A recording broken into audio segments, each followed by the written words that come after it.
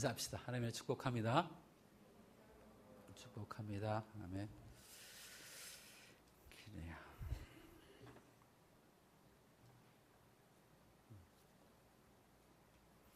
갈라디아서 말씀을 마지막으로 마치려고 합니다. 이 갈라디아서 말씀을 보면 우리가 처음에 배웠던 것처럼 이 갈라디아서는 사도 바울이 1차 전도 여행회 때 구부로를 통하여서 아시아 지역을 갔는데 그 아시아 지역에 있는 여러 교회들이 있었어요. 거기를 갈라디아 지역이라고 그러는데 갈라디아 지역에 있었던 교회들을 갈라디아 교회라 그렇게 해서 거기다가 편지를 보내는 겁니다. 근데 바울이 거기다 복음을 전하고 나서 떠난 다음에 문제가 생겼어요. 어떤 문제냐면 유대인들이 와서 이방인들도 육신의 할례를 받아야지 구원을 받는다. 그런 이야기를 주장하는 거예요. 그러니까 육신의 할례가 곧 하나님의 백성의 표시가 되고 구원을 받은 표시가 되기 때문에 그걸 받아야 된다 하면서 잘못 가르치는 이야기가 들어오기 시작했어요. 그래서 사도 바울이 거기에 대해서 반박하는 이야기가 오늘 우리가 보는 갈라디아서입니다. 갈라디아서 말하는 것은 육신의 할례를 받으면서 스스로 하나님의 율법을 지키지도 않고 살아간다면 하나님의 백성이라고 표시한 그 할례가 무슨 소용 있느냐 하는 거예요. 그래서 오늘 그 말씀을 우리에게 말합니다. 13절입니다. 한번 읽어보실까요? 13절 시작. 할례를 받은 그들이라도 스스로 율법은 지키지 아니하고 너에게 할례를 받게 하라는 것은 그들이 너희에게 육체로 자랑하려 합니다. 자기의 자랑을 삼으려고 하는 것이지 정말 예수를 믿고 싶은 그 마음이 없었다. 그래서 육신의 할례를 받아서 내가 구원의 증표를 갖고 있다 할지라도 하나님의 백성의 표식을 갖고 있다 할지라도 그 말씀대로 살지 아니하면 아무런 소용없다는 거예요. 그 말씀대로. 그래서 사도 바울이 우리에게 말하기를 우리는 기독교인들이 가지는 흔적은 육신의 할례가 아니라 예수의 흔적을 가져야 된다는 거예요. 예수를 믿는 사람들은 예수의 흔적을 가지고 살아가는 것이지 그냥 예수 믿고 구원받았다 하는 어떤 표적 같은 어떤 기적 같은 거 그런 것을 가지고 사는 것이 아니라는 거예요. 예수의 흔적을 가지고 살아가는 사람들, 그 사람들이 참된 그리스도인이라 그 이야기를 합니다. 흔적이란 말이 나와요. 이게 스티그마라는 헬라어인데요. 이 말은 어디에서 쓰냐면 옛날에 종이 있었고 동물들이 있었어요. 주인이 가지고 있었어요. 그러면 그 동물들에게 내가 주인이라는 마크를 만들어서 거기다 마크를 불로 해서 만드는 것보다 흔적이라고 흔적. 그러니까는 나의 양과 다른 사람의 양이 섞이지 않도록 거기에서 마크를 해서 그 마크를 해서 이게 내 양이라고 보이는 흔적을 나타내는 거예요. 근데 사도 바울이 그 이야기를 하는 거예요. 나는 예수의 흔적을 가지고 산다. 다시 말하면 나는 예수 것이라는 거예요. 예수 그리스도가 나의 주인 되시는 흔적을 가지고 살아가는 사람, 그 사람이 사도 바울이라 그 말을 합니다.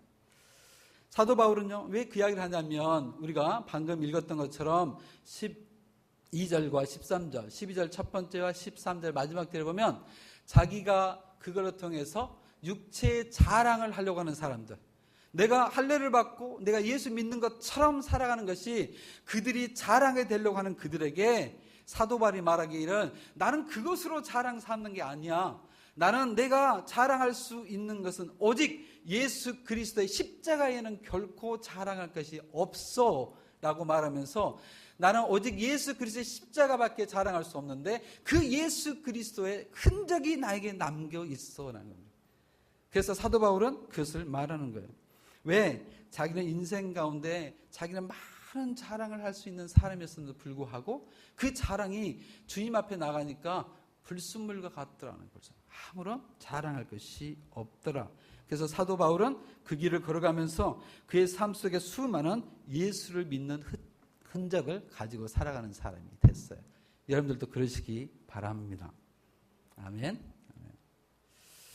17절이 이렇게 말합니다. 17절 한번 읽어볼까요? 17절 자 시작.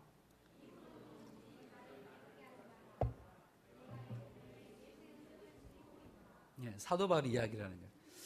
근데 내가 마지막 설교를 할 줄 알고 하나님께서 말씀을 주신 것 같아요. 그 느낌이. 이후로는 누구든지 나를 괴롭게 하지 말라. 저는 이제 갑니다. 이제 미국으로 가요. 여러분들께서 나에게 참 사랑을 많이 베푸시고 은혜를 베풀어 주셨는데 사도 바울이 이런 이야기를 합니다. 이후로는 누구든지 나를 괴롭게 하지 말라. 그 이유는 사도 바울이 그 이야기가 있었어요. 뭐냐면 사도 바울이 어디를 가든지 복음을 전하는지 그것에서 꼭 대두된 게 뭐냐면 사도 바울이 진짜 사도냐 하는 거예요. 진짜 사도냐. 사도라면 세 가지를 가지고 있어야 된다고 그랬죠. 세 가지를 꼭 충족이 돼야 되는데 뭐냐면 예수 그리스도가 직접 부르신 거예요. 예수 그리스도가. 예수 그리스도의 제자가 되는 거예요. 그래서 예수 그리스도가 친히 가르쳐 주셔야 돼요. 친히.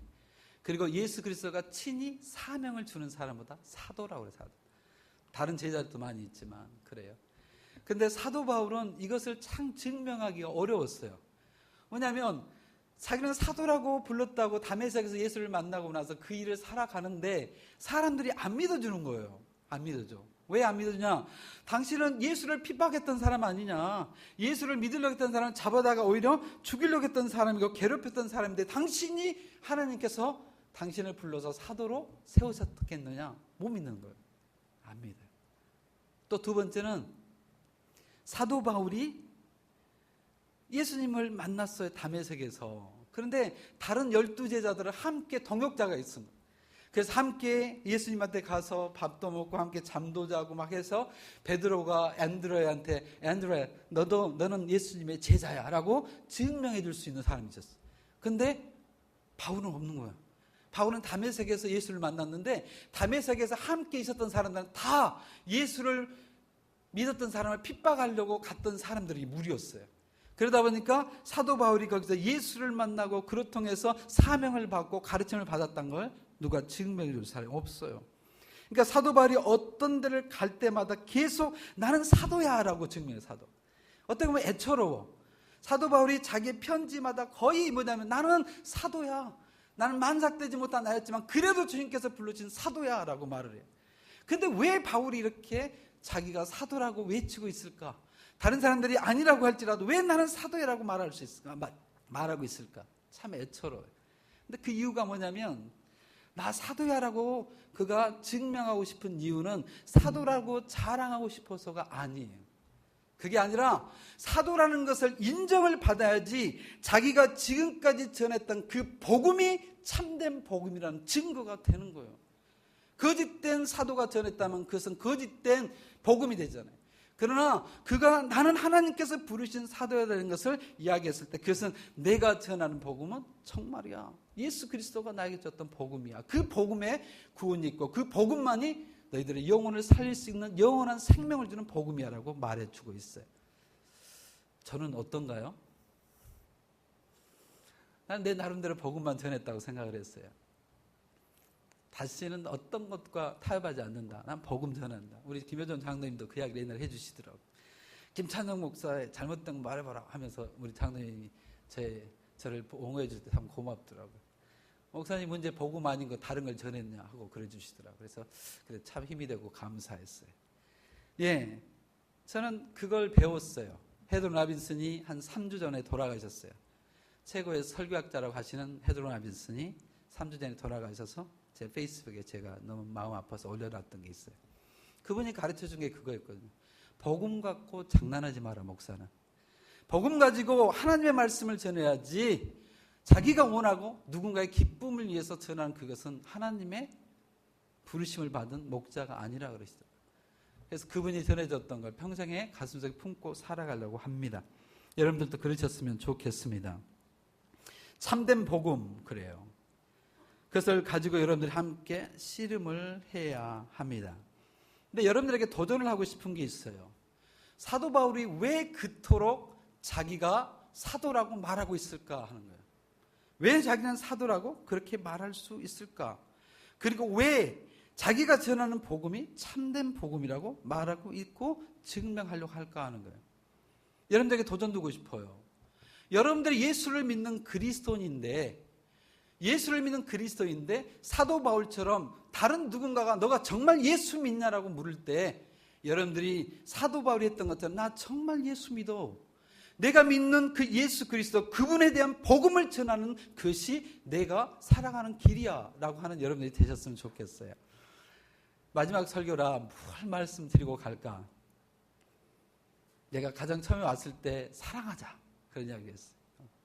우리 홍진 기사님도 기도해 주셨는데, 그런데 마지막 설교에 무엇을 말하고 가고 싶은가? 예수 그리스도에 관해서 이야기하고 싶었어요. 여러분 오늘 찬송 보면 다 앞에 있죠. 88장 89장 막 하고 있죠. 어제 우리 부목사님 그래요. 목사님 왜 계속 예수입니까? 그래, 내가 마지막으로 전하고 싶은 게 예수. 그 예수 전하고 싶어서 그 찬송하자 그랬어요. 예수. 여러분들에게 그걸 꼭 전하고 싶어요. 사도 바울이 나는 사도야. 나는 곧 뭐냐면 우리가 말하는 그리스도인이야 하는 거예요. 다른 사람이 나에게 어떤 이야기를 할지라도 난 그리스도인이라고 말할 수 있는 사람, 그 사람이 됐으면 좋겠어요. 그리스도인, 참된 복음을 가지고 예수 그리스도를 구세주로 믿고 살아가는 여러분들이 되시기를 진심으로 축복합니다.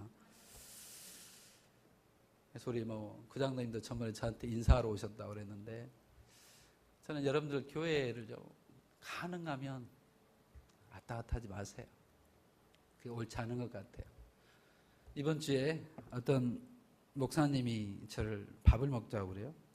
아이고, 좀 사이 만난 걸 좀 일찍 말해야 되겠더라고요. 그래야지 밥을 많이 사주더라고. 근데 너무 짧으니까 밥을 몇 끼를 못 얻어먹고 와요. 근데 그 목사님들이 그래요. 걱정하시는 소리를 해요. 목사님, 내가 목사님 떠난다는 소리 들었다 그러더라고요. 선배 목사님인데. 그래요. 예, 이렇게 가게 됐습니다. 그랬어요. 근데 그분이 그래요. 평강교회가 걱정이 되기도 한다. 그래서 걱정 마십시오. 잘 할 겁니다. 평강교회만 걱정이 된 게 아니라 이웃교회가 걱정이 된다 그래요. 그래서 무슨 말씀이세요? 그랬더니 평강교회가 어려웠을 때 많은 사람들이 다른 교회를 가서 그곳에 부흥이 됐다는 거예요. 근데 그 교회가 너무 어려운 상황이었었는데 목사님이 기도하는데 사람들이 많이 온 거예요. 많이 오니까 그 목사님이 너무 기뻤어요. 근데 그냥 기쁜 것이 아니라 하나님께서 내 기도를 들어주셨나 할 만큼 기뻐하셨다는 거예요. 너무 가슴이 아팠어요.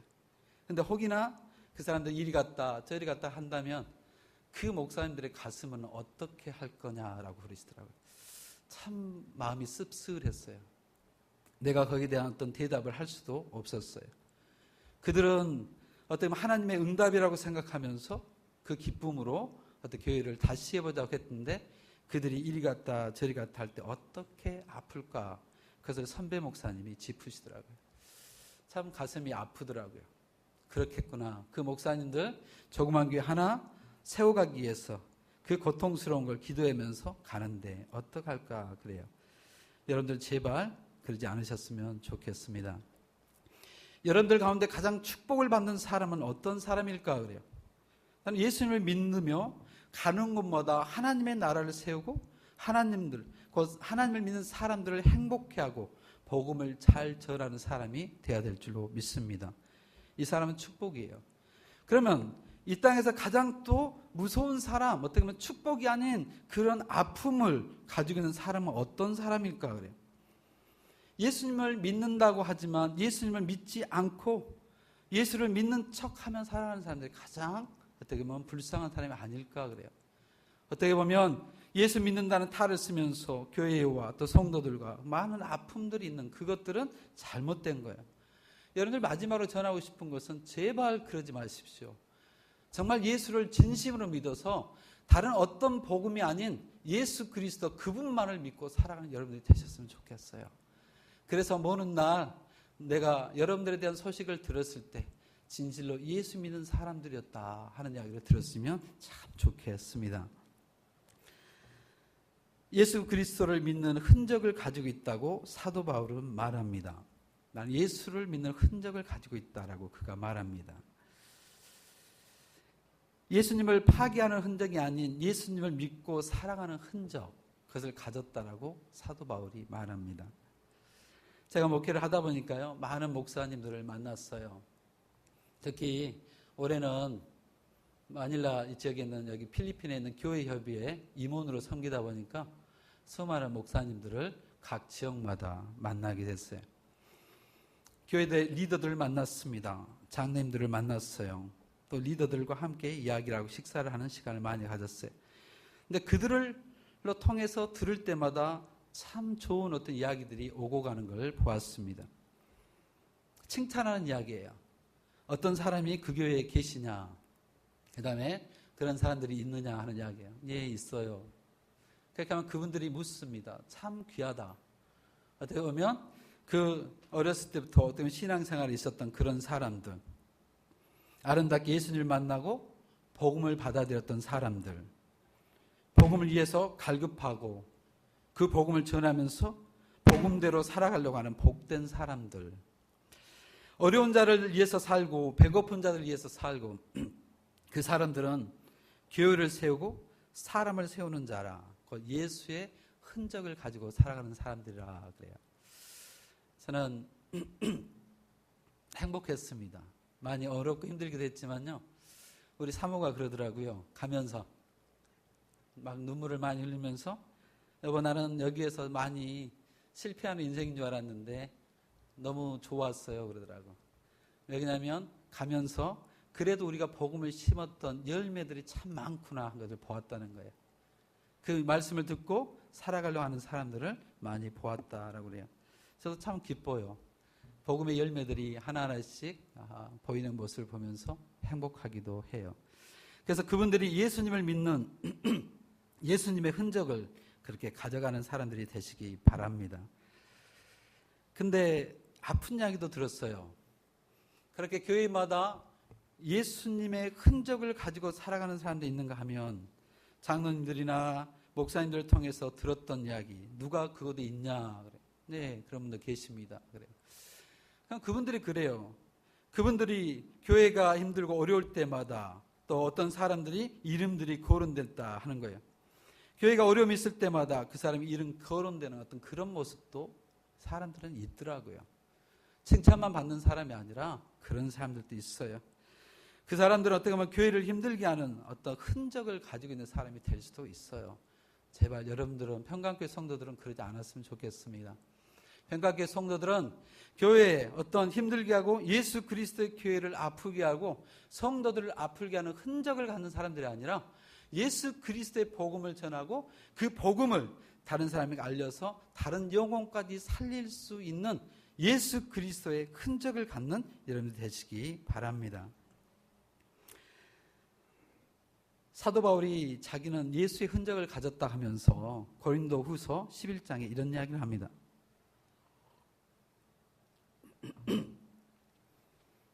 사도 바울이 거기에 있는 유대인들에게 이야기를 하는 거예요. 그들이 히브리인이냐? 나도 그러하며. 그들이 이스라엘이냐? 나도 그러하며. 그들이 아브라함의 후손이냐? 나도 그러하며. 그들이 그리스도의 일꾼이냐? 그 다음에 사도 바울이 아픈 이야기를 합니다. 그들이 그리스도의 일꾼이냐 하면서 하는 말이 정신없는 말을 하거니와 그래요. 그들이 예수 그리스도의 일꾼이라고 하는데 사도 바울이 보기에는 정신없는 말을 한다는 거예요. 예수를 믿는 사람의 모습이 아니라는 거예요. 그래서 자기는 그리스도의 일꾼으로서 더욱 그러하게 살겠다는 거예요.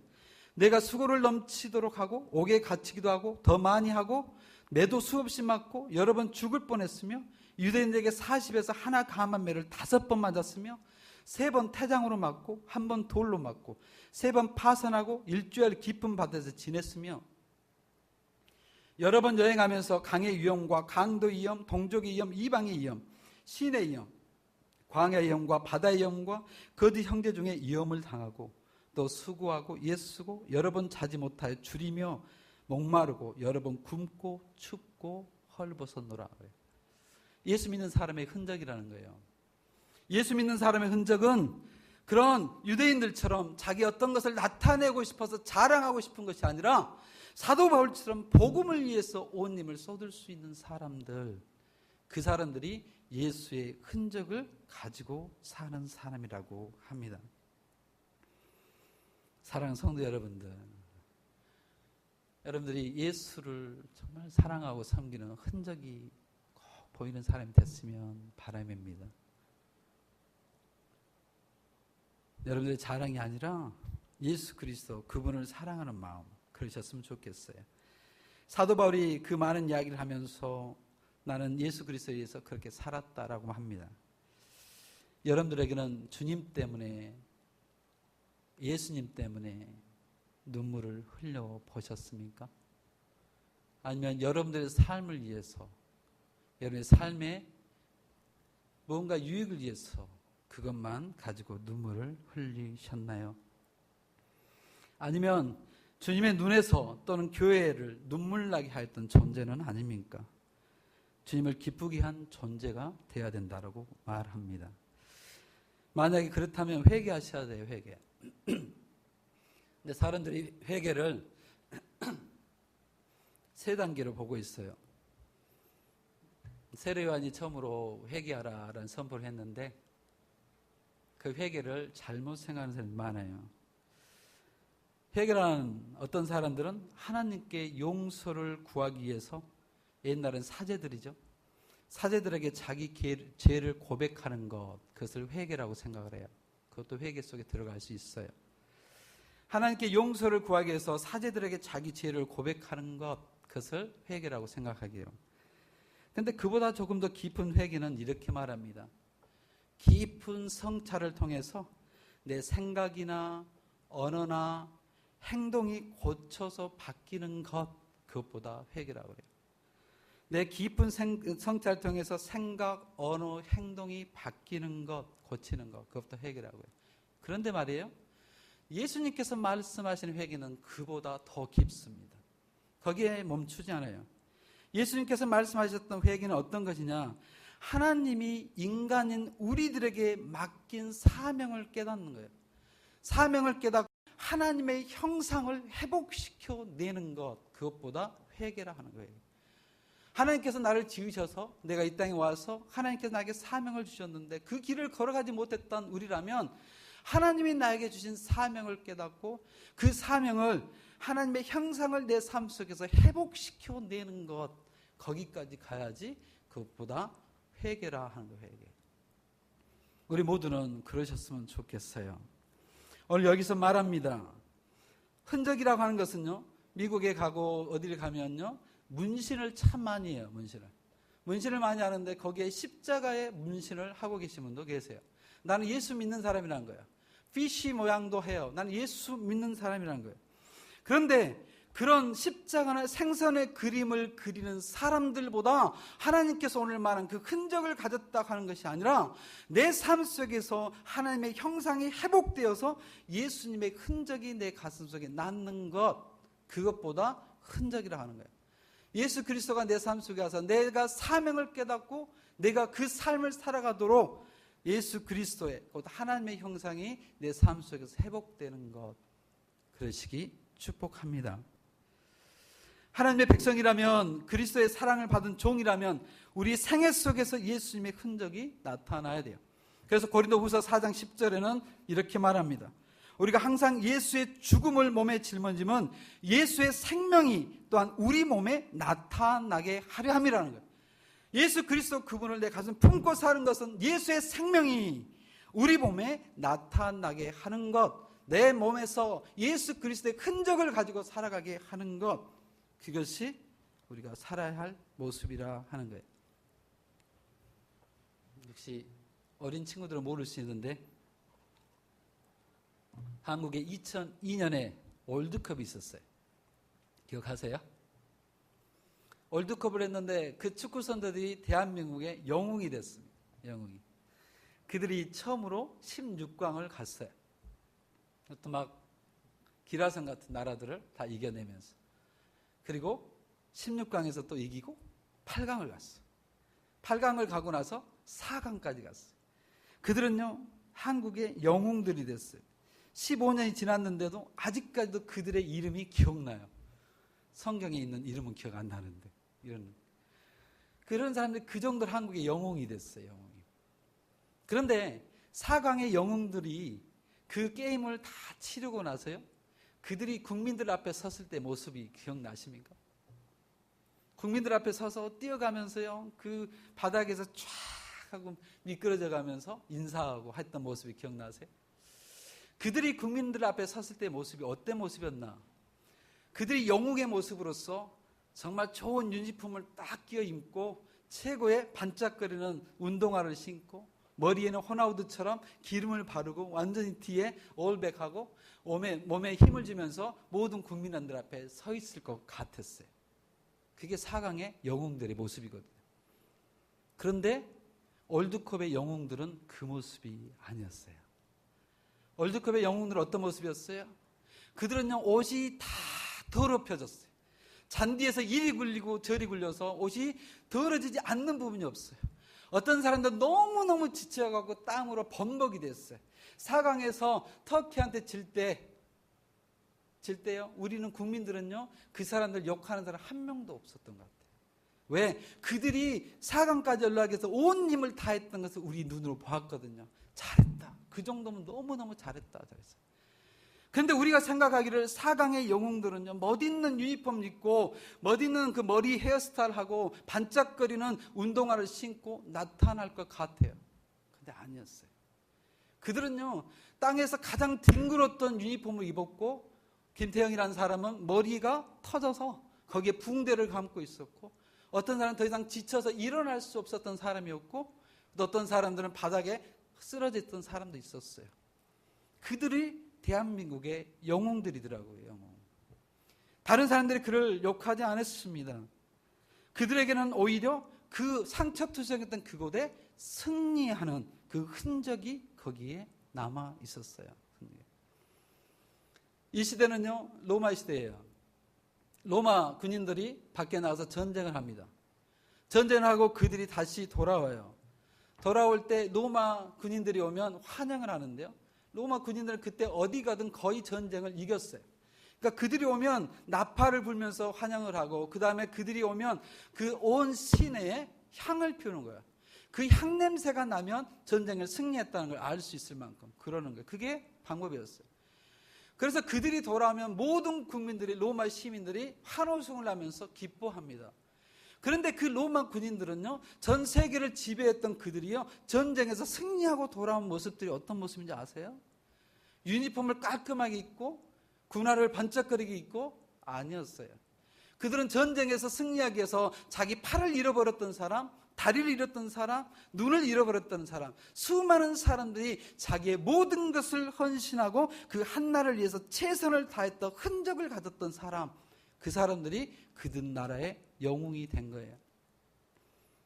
하나님 성도 여러분들, 여러분들에게 예수의 흔적을 갖자는 이유는 이겁니다. 우리는 분명히 어느 날 예수 그리스도 앞에 다 설 거예요. 언젠가 예수 그리스도 앞에 다 가는 날이 있을 거예요. 그럴 때 내가 교회 이 사람으로서 하면서 아름다운 유니폼을 가지고 가서 하나님 앞에 서지 마십시오. 하나님 앞에 부끄럽습니다. 오히려 예수 그리스도 앞에 서야 되는 것은 뭐냐면, 이 땅에서 축구를 하기 위해서 온 힘을 다해서 그 운동장에서 굴렸던 사람들처럼 로마 군인들이 승리하기 위해서 최선을 다해서 자기의 손을 잃고 발을 잃고 눈을 잃고 자기의 그 고통스러운 그 모습을 다 가지고 거기에 갔던 것처럼, 예수 그리스도 앞에 우리가 가는 날, 이 땅에서 예수 그리스도의 그런 그리스도인의 삶을 살다가 예수님 품에 갔을 때 절뚝거리면서 갈 수도 있는 것이고, 손 하나 없어도 갈 수 있는 것이고, 머리에 상처 입고 가면서 주님 나 열심히 살다 왔습니다. 열심히. 그럴 때 주님께서 얼마나 기뻐하실까 합니다. 복음이란 건요, 유사한 복음이란 건 없습니다. 컵 같은 것은 유사하게 만들어서 또 다른 컵으로 사용할 수 있지만, 복음이라는 유사 복음이 없어요. 유사 복음이란 그 말은 거짓 복음이란 겁니다. 예수 믿지 않으면 다 거짓이에요. 예수 믿지 않고 행하면 다 거짓이에요. 예수 오직 그분밖에 없습니다. 제가 목회를 안 하려고 그랬어요. 아마 목회가 힘든 걸 감지했었나 봐. 목회 안 하려고 제가 7년을 도망 다녔어요. 하나님 나 못합니다. 대학교 4학년 때 부르심을 줬는데 하나님 나 못합니다 하고 7년을 도망 다녔어요. 근데 하나님께서 안 놓아주시더라고요. 나에게 환상을 2개 보여주셨어요. 전 장동기 목사가 환상 많이 이야기 안 하는데 환상을 2개 보여주시더라고요. 내가 예수님 품에서 죽어가는 모습이었어요. 예수님 품에 죽어가는데 첫 번째 환상에서 너무 부끄럽더라고요. 내가 웃고 있는데 내 가슴 속이 울고 있었어요. 얼굴은 웃는데 속이 울었어요. 그 이유는 뭐냐면 화려하게 살았는 것 같은데 내가 주님의 뜻대로 살지 못한 것 같더라고요. 화려하게 사는 것 같은데. 그래서 내 가슴이 울고 있는 모습을 보았어요. 또 두 번째 환상을 보였는데 똑같은 환상이었어요. 똑같은 환상이었는데 예수님 품에서 죽어가고 있는데 마지막에 내 속사람이 하나님 앞에 환하게 웃는 걸 보았어요. 그러면서 내가 고백을 하더라고요. 주님, 내가 그래도 주님이 살란 대로 살았습니다 하면서 고백을 하더라고요. 그러면서 그 마음속에 너무 행복했어요. 그러면서 내가 목회를 가기로 결정을 합니다. 이유는 내가 이 땅에서 화려하게 살고 장로로서 많은 걸 누리면서 또 직장에서 어떻게 하고 집도 이렇게 하고 살아갈 수도 있었지만 그것보다는 하나님이 원하신 대로 살아가는 것, 그것을 하나님께서 바라신 것 같더라고요. 그래서 좋습니다, 하나님. 내가 가겠습니다. 그리고 3년 동안 다시 기도하기 시작했어요. 하나님께서 나의 부르심에 대한 확정을 다시 주시면 내가 가겠습니다 하고요. 그래서 3년 동안 하나님께서 확정을 주셔서 목회를 왔어요. 근데 아직 한 20년은 더 남았어요. 20년은 더 남았는데 내가 마지막 가는 순간 그때 하나님 앞에 그 모습으로 가고 싶어요. 하나님, 하나님의 뜻대로 살다 왔습니다 하는 그 이야기. 하나님이 원하신 대로 복음을 전하고 다른 것과 타협하지 않고 예수 그리스도의 그 복음을 전하다가 왔습니다 하고 싶어요. 저는 미국 가면 모르겠어요. 어떤 분은 뭐 개척하자 하기도 하고 뭐 다른 데 연락 오긴 하는데 저는 다른 건 몰라도 복음과는 바꾸지 않도록 여러분들과 약속하겠습니다. 여러분들도 약속하십시오. 예수 그리스도의 흔적을 가지고 사시겠다고. 그렇다면 저는 행복하게 갈 수 있을 것 같아요. 오늘 뭐 마지막이니까 좀 길어도 되죠?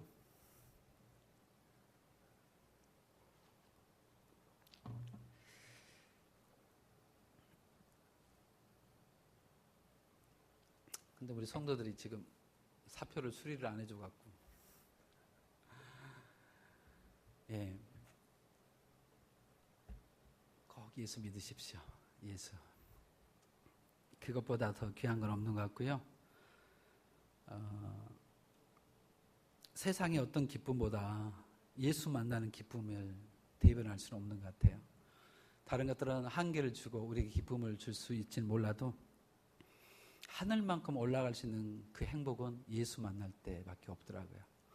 그 예수 만나서 여러분이 정말 행복했으면 좋겠습니다. 우리 18절 한번 읽어보십시다. 18절 읽어볼까요? 자, 시작.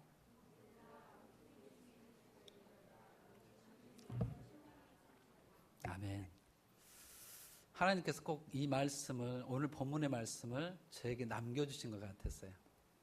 17절부터 보면서 이후로는 누구든지 나를 괴롭게 하지 말라. 내가 내 몸에 예수의 흔적을 지니고 있노라. 18절을 꼭 여러분들에게 전해주고 싶었습니다. 이게 제 마음입니다. 진심입니다. 형제들아, 우리 주 예수 그리스도의 은혜가 내 심령에 있을지어다. 그걸 주고 싶습니다. 그걸 꼭 남겨드리고 가고 싶습니다. 여러분들이 그 축복을 누린 것을 꼭 보고 싶습니다. 담임 목사로서 마지막으로 여러분들에게 설교를 한다면 여러분들에게 축복해주고 싶다면 꼭 그러고 싶습니다. 4년 전 한 달, 4년 한 달 됐는데요. 그때 왔을 때는요, 이렇게 힘들지 않더라고요. 행복했어요. 그 큰 교회를 내려놓고 목사님께서 입자하실 때 내려놓고 와도 기쁨으로 왔어요. 몸이 여기에 어려운 것을 가지고 있다는 걸 알기 때문에 그것을 내가 함께 하겠다는 마음으로 왔을 때는 행복했어요. 그런데 교회를 이렇게 떠나려고 하니까 참 힘드네요. 왔을 때 몇 배가 힘든 것 같아요. 그냥 조금 가져가자면 간이 녹는 것 같고 심장이 너무 아파요. 왔을 때보다 훨씬 더 힘든 것 같아요. 나는 떠날 때가 더 편할 줄 알았는데 그러지 않네요. 여러분들이 가슴에 남고요. 여러분들이 내 눈에 계속 밟혀요. 여러분들이 나에게 축복해 주면서 목사님 가시라고 여러분들 해주셨는데 건강도 지키라고 하셨는데 여러분들 그런 사랑으로 나를 보내주셨다면 꼭 부탁합니다. 정말 예수 믿으십시오. 그리고 오늘 이 마지막 말 예수 그리스도의 은혜가 여러분의 심령에 영원히 있는 축복을 누리시기 바랍니다. 기도하겠습니다.